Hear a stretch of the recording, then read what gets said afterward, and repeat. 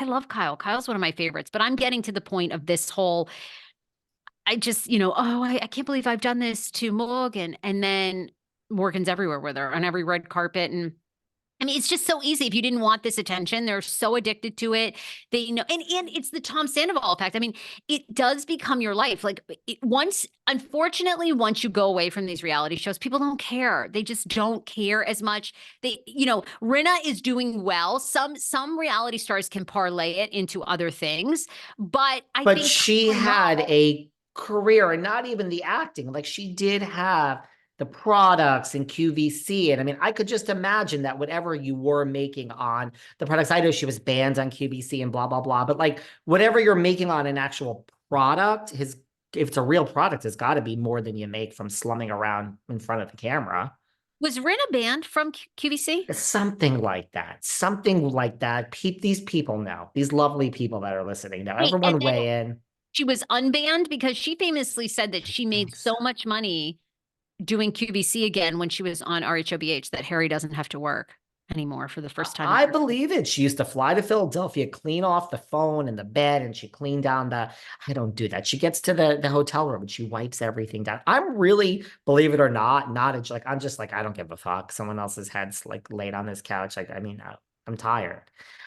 Anyway, Sarah's looking at me in disgust. Everyone thinks I'm No, high. I'm more like you. I don't clean either. I don't care. I figured Wait till I show you the before and after from my new apartment in New York. I'm sleeping on an air mattress when I'm there now. The design phase has just started. I guess you're going to say again, oh, poor life, David. Shut the fuck up. But yeah, we have no sympathy for you. Are you kidding? Why you're having like a $20,000 custom headboard made? No, we don't have any. Like, you think we care? No. I'm all alone in the world.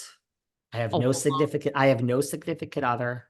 I used to believe that. Now I there's have a no long children. list. There's a long list in the will for all the Louis and the visitors. And I have no children. I have no pets that love me. I just I have nothing.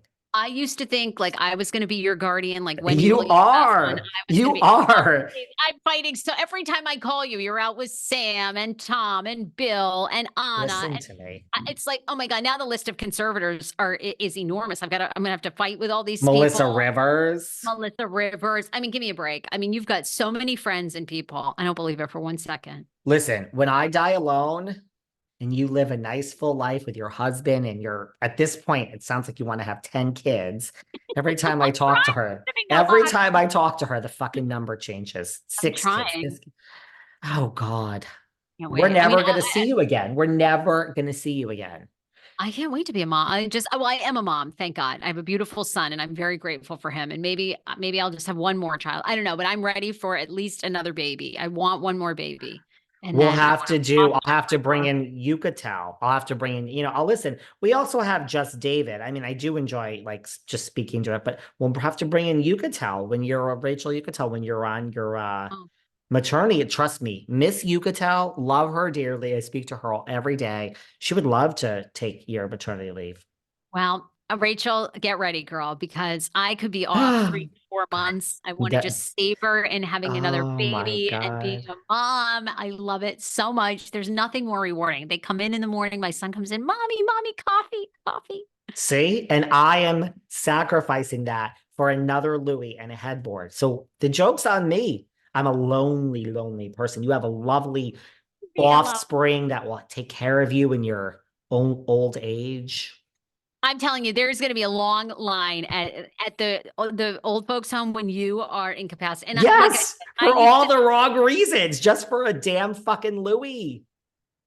I don't know. And by the way, we have to talk. Did you watch the 4-part Wendy Williams? See, I thought this was going to be me with you. I thought I was going to have the conservatorship. They're going to do a documentary. Everyone's going to be mad at me. Well, Melissa Rivers. Actually, they might be. Melissa and Sam, and they might be mad. And Anna Kinkosses, they might be mad. We love her, Anna. She was just texting. Melissa watched it and was filling me in. This, I hear I saw the clip with Black China. I just don't understand how this got made. I just saw, this is trending. This really is trending. Everybody wants to talk about Wendy. I'm talking about it on Monday with Melissa. I think our show's Monday. were you a big Wendy fan? Like, were you that? You seem indifferent. Like Wendy wasn't it for you. Look, I think she is a pioneer. When I started Behind the Velvet Rope, it was based on Wendy Williams. It was like Countess Luann and I can go to the Regency and hang with Harry Dubin, but when she leaves with someone, I'm going to talk about it on the air that Luann got up and left with like a hot 23-year-old. So we can be friends, but everything you say to me is going to be fair game. That was the plan when I started the show. That's kind of how it started. So I like Wendy. I think like what she did in radio back when it was just her and Howard Stern coming up is so she did it like nobody else's business. You know, it's very hard to talk about people or have guests that say things about other people and remain friends with these people. So she did it so well and she was a pioneer, but I was never like a huge fan the way that like Yeah, a a lot of lot of people are. people No, are. no, no. Yeah. Like I'm not a fan. I'm indifferent. I think that's the right way to put it.